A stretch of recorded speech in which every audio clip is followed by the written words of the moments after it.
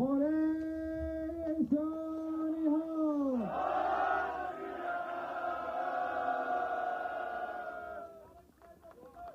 get out and vote.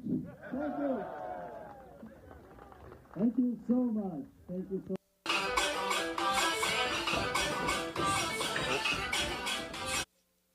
Yeah, that was... Hello, everybody. My name's Tom Stoukas. Coming to you live from Sarnia, Ontario.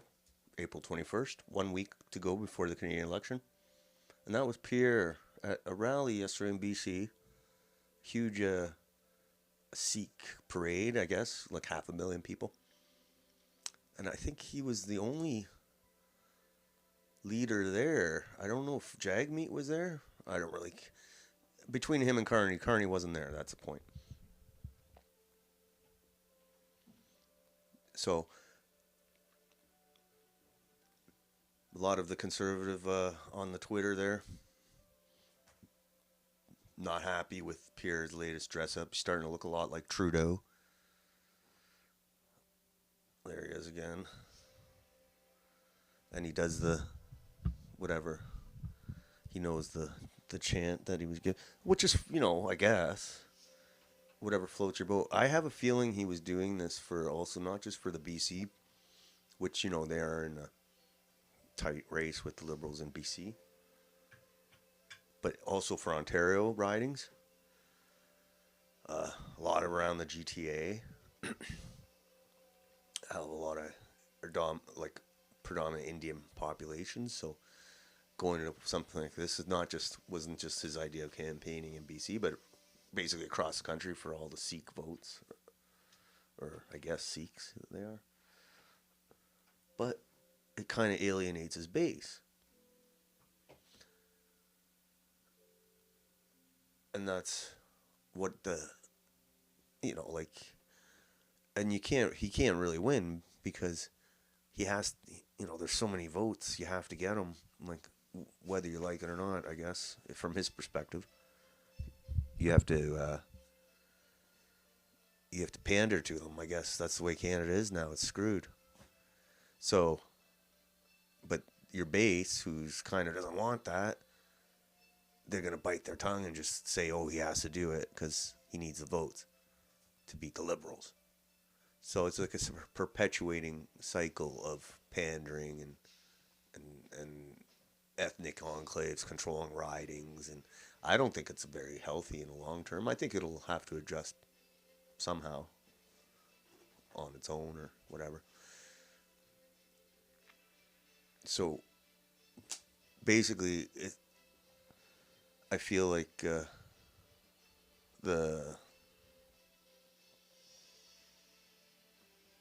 this election is starting to really look like the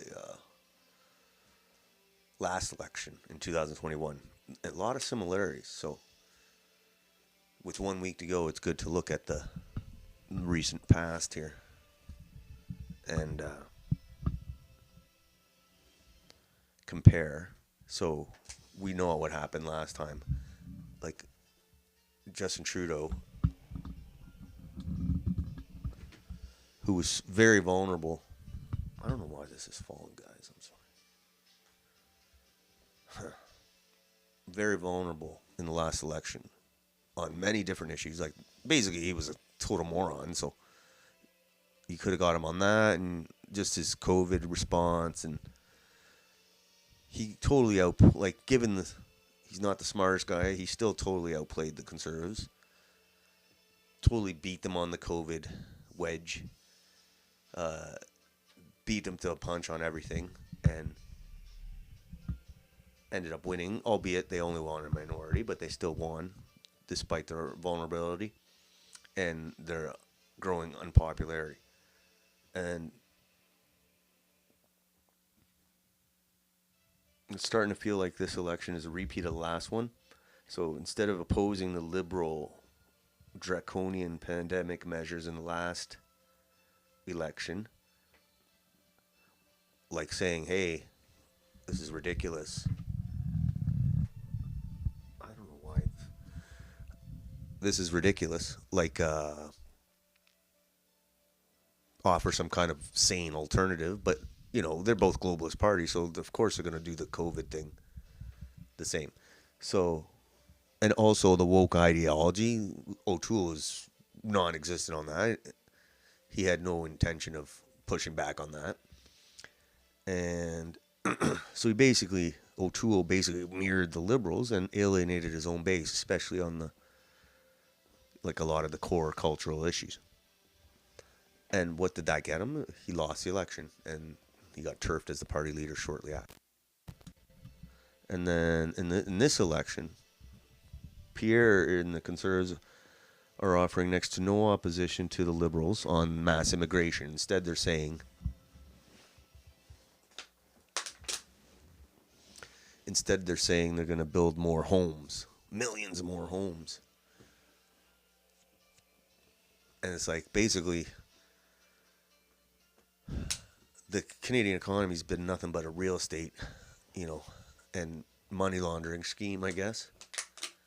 And he wants to keep it going, just keep the immigrants coming in, but as long as we keep building homes, so everybody has a home, at least. So that's in this election. He's no opposition to mass immigration. He's maybe saying cosmetic things like we're going to limit it to 250, which is still too high, which is not including refugees.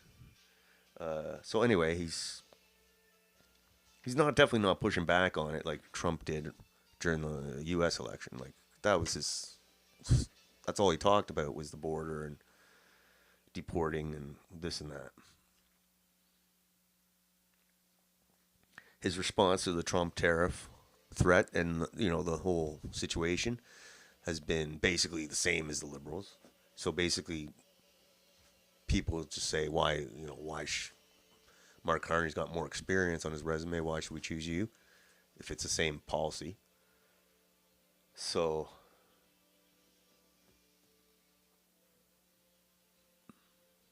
is he saying like the Liberals got the right policy? I don't know.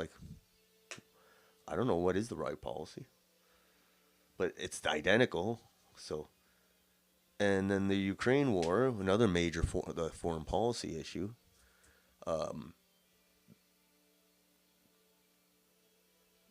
Identical. They actually try to outdo each other. The two parties, and there's the Israeli thing. The Conservatives are actually more pro war, pro Israeli than the Liberals. That's kind of a difference, but still, in the grand scheme of things, they're both the same. The overall policy is the same, and another similarity on both elections is both O'Toole and Poilievre kind of folded on the gun laws in both elections. Like they either they definitely didn't advocate for ownership rights and focusing on illegal guns. They didn't advocate at all, even though a lot of Canadians would agree with that. So they've both been weak on that. And then, so what are you doing? Just like just like the last election where Erin Otoole lost to Justin Trudeau, you're basically mirroring the same thing in this election where Poilievre will lose to Mark Carney. And the question is, will it be a minority or a majority? That's for the Liberals. That's the question. Because, the Conservatives basically follow the same strategy,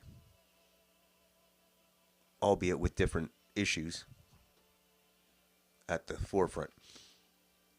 And if the polls are correct, which today's polls show is 8 points ahead for the Liberals. So let's say that, if the polls hold and the polls are accurate, it'd be like the exact same result. It would be like a gambler's dream. Just play it on the same result. I could be wrong too. I'm not, but I get the feeling. I'm getting the same feeling, the same vibe in the last week where I think there was this initial hope that the Conservatives would be this grand difference in inspiration, and it just falls flat. At least for me, it does. Like, it hasn't inspired me at all. I'm more worried about after the election. I think we're a lot of problems. So yeah, the only question is, will it be a majority or minority liberal government? Because the conservatives are playing the same strategy. Like, first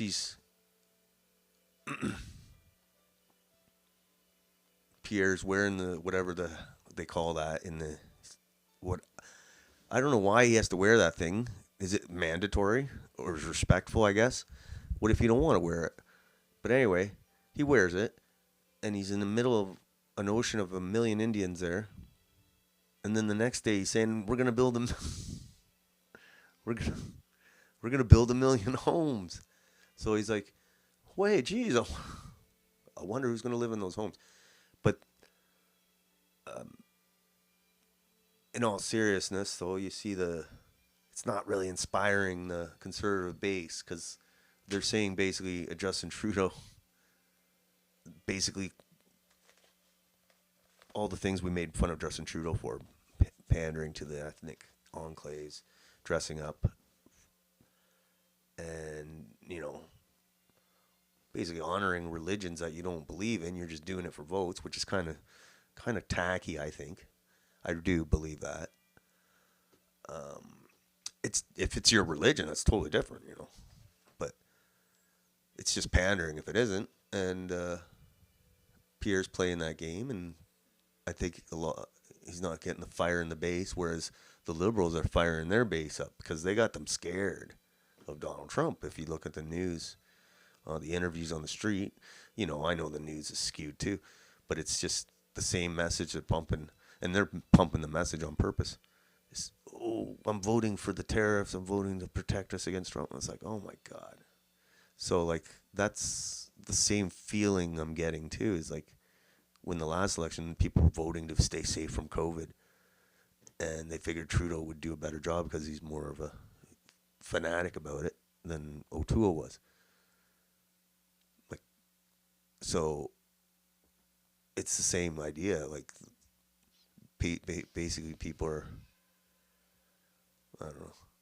But I think if Pierre would have offered like a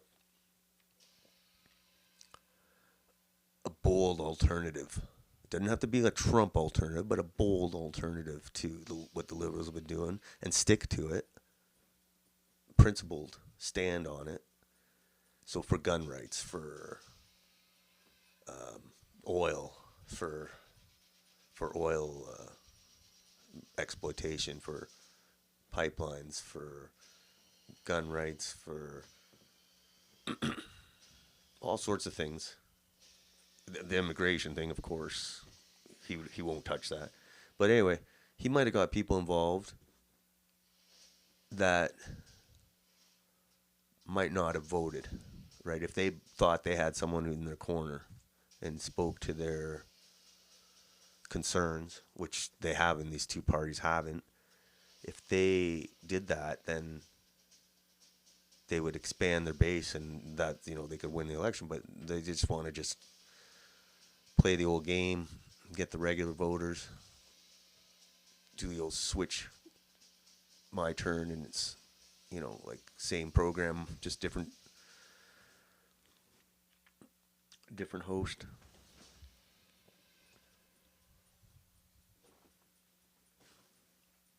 So we'll see. Maybe I'll be totally wrong, but if I'm right, I guess I'll look smart. If I'm wrong, I just look like I guessed.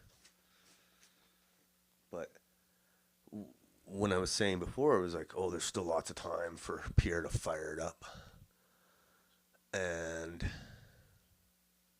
so now there's like technically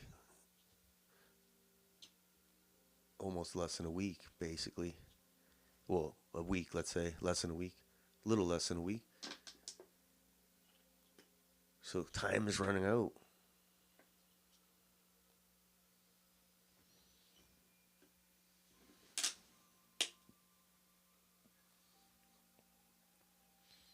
And people are like, oh, we don't believe the polls.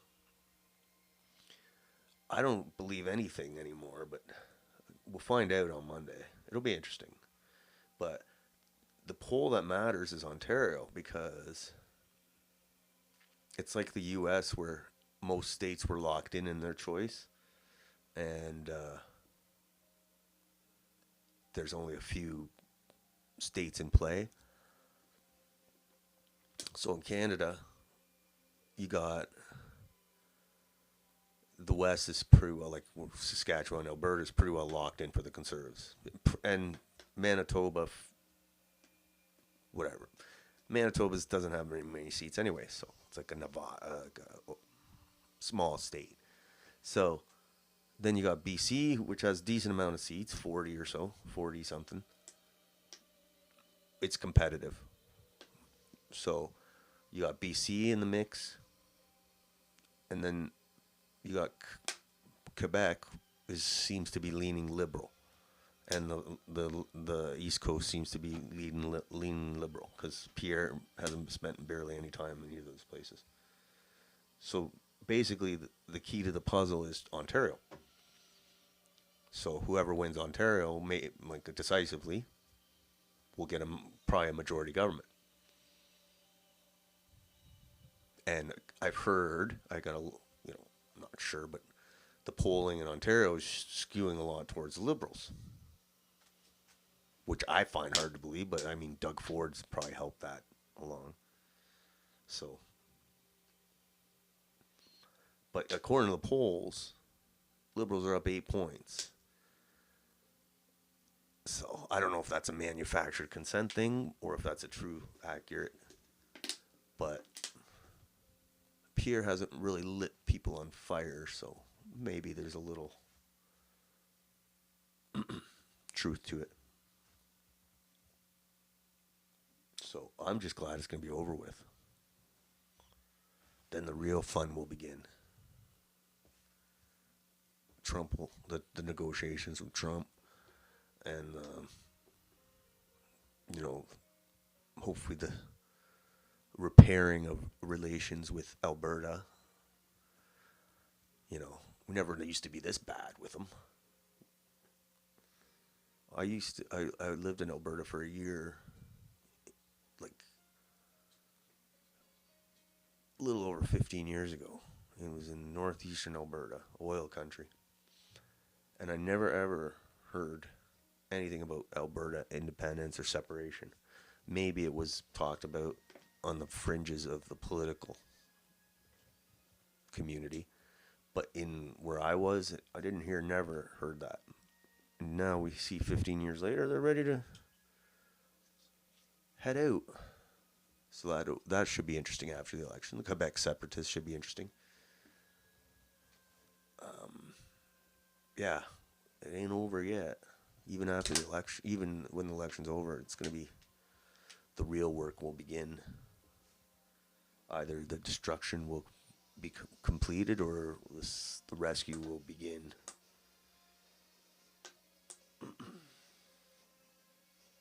Anyway, let's look at the day that was.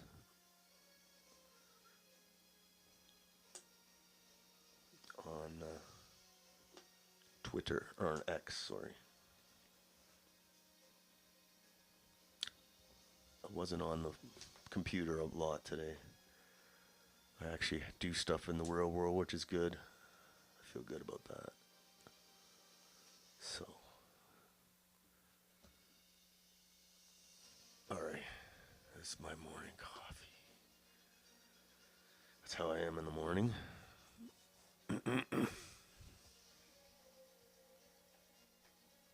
Yep.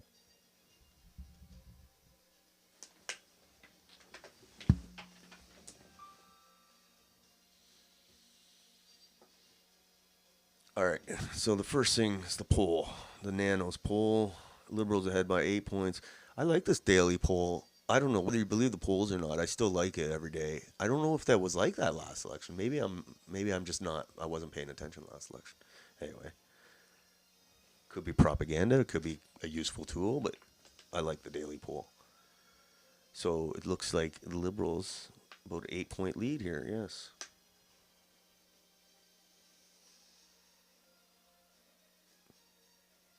I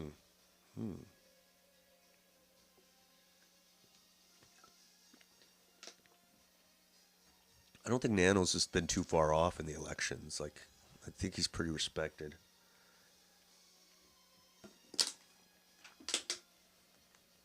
So yeah, 1 week to go.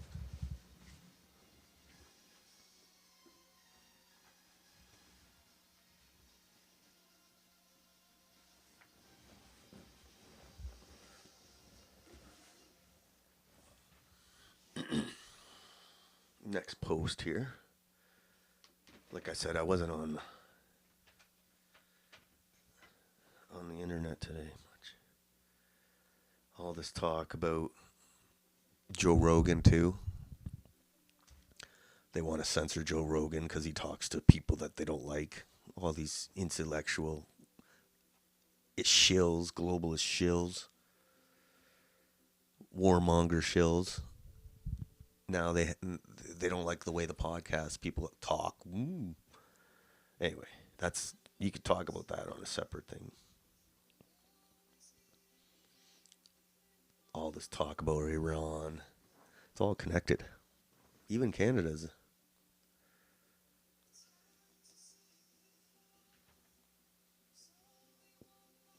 Next post. This is about Conservative Party MP. I wonder if he's a foreign. Yeah, I think he is. Another foreign-born MP. Lots of foreign-born politicians in Canada. Probably shouldn't be, though. Like, unfortunately, we should probably restrict that because obviously confidence is plummeting a little in our MPs regarding foreign interference. So, probably not a good idea to get an MP who's born in China or wherever. So, Mocha Bezergan, a little journalist there out in Edmonton, or Alberta, sorry. I'm receiving threats of violence simply for speaking the truth about CPC MP, whatever his name is, Gangster Pass. He's a former gangster, no matter. So this is a CPC. Things like that. And through That's wild, by the way. I like how he just kind of slips that in. I was out of faith for a very long time before that because I was involved in gangs and other things like that. Right. And through That's wild, by the way. I like how he just kind of slips that in. All right. But anyway, this is like whatever it is. But the Conservative Party is just like the Liberal Party. Like, they're a globalist party. They don't have no problem turning Canada to India as long as they get votes for it. Sorry, it is what it is. This guy's is like deputy. Between him and Landsman, what kind of conservative party? It's making Erin Otoole look like a visionary. All right, next post. Conservative candidate critical of Hong Kong target of repression operation. Canada's election interference. Conservative candidate. Another foreign-born MP or candidate. See, if we didn't have foreign-born candidates, we wouldn't have these stories about election interference. It's not rocket science.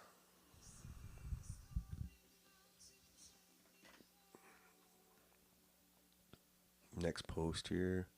There's Max on Tucker.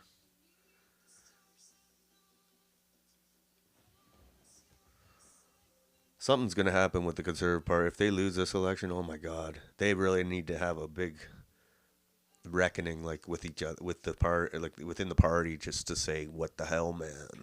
We got to try something different. But, they still might win.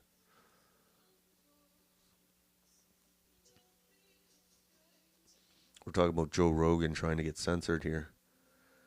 Brett Weinstein. his hypothesis. I posted this because I was thinking the same thing.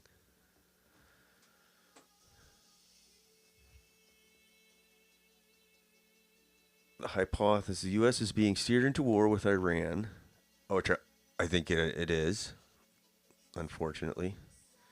Hopefully not. A reboot of a plan from the 90s that was shelved when the Iraq quagmire discredited the architects. For a reboot to work, the alternative media space must be controlled, hence the battle over Joe Rogan and standards. I believe that. I said that too. That's what I was saying, I said. So I thought that was interesting. Next post. I saw this today. I don't know how true it is, but a new leaked document from the Privy Council suggests Canada's economy could get so bad in 15 years that poor people will be hunting for food. Wow. I heard about that. Get your bow and arrows ready.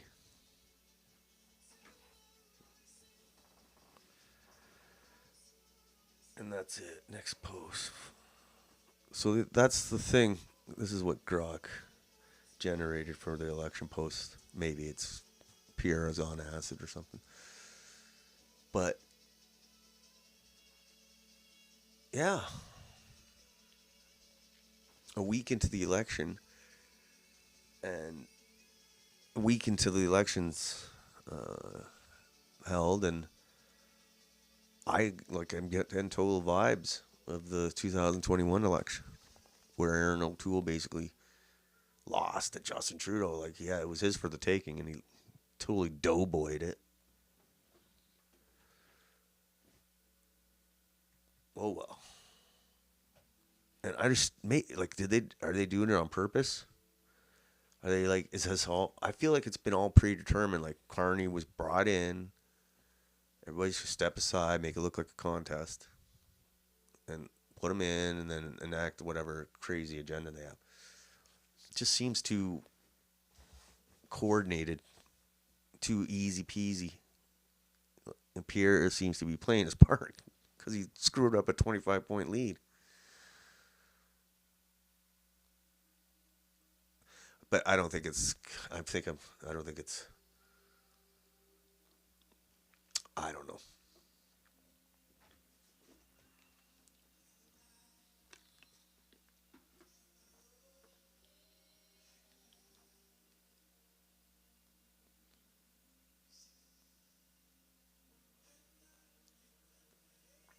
But yeah, he had to go to BC to show the Sikhs that he needs their votes.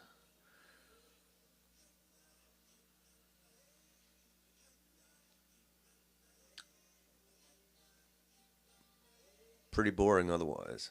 That was a big thing. And that's, he's not making, he has these announcements every day too. It's like about the plastic straws and the fraud on the senior, whatever. Like, nobody's for that stuff. Like, nobody's like wants seniors to get defrauded. Like, it's kind of obvious. He's not really lighting the fire, that's all. I'm sure they'll blame the PPC bros.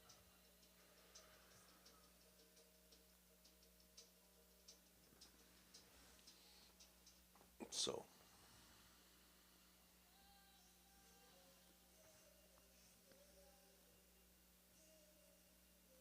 I got a lot of replies. Before I go, I'm going to show some of the replies.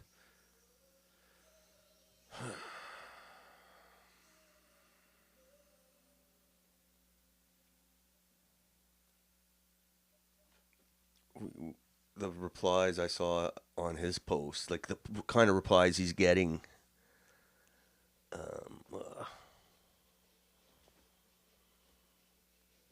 Anyway, he's getting like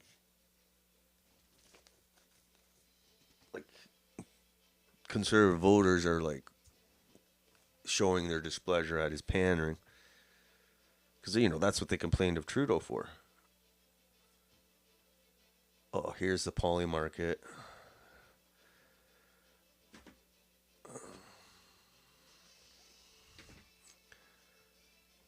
Polymarket with one. When was this posted? 8 hours ago. I don't really. Polymarket ain't the gospel, but I still interested. It could be totally manipulated, but I still look at it. Whatever, I don't care. And they're saying Carney with a week left.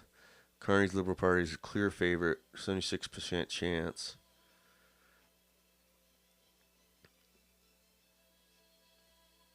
While Poilievre has 24% chance.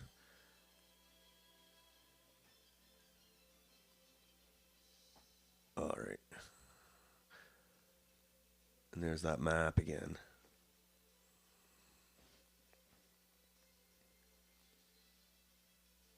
There's the map, you know, the two provinces really that are in play are Ontario and BC. But Ontario has 140 seats or 120 seats, and BC has like 40 something, 42 or something. I don't know. They should have the number there on the chart. So Ontario is really the key, but if Ontario like splits, BC could be the kingmaker, which would be interesting. Interesting. Okay. Been a long day. Not much else to say on this. I just want to get it over with. It's going to be a lot of crazy stuff afterwards. So, hopefully we'll get some more rest tomorrow. And we'll be here tomorrow night. See where the campaign trail looks with less than a week to go. So, from Sarnia, Ontario, have a nice night. Thank you.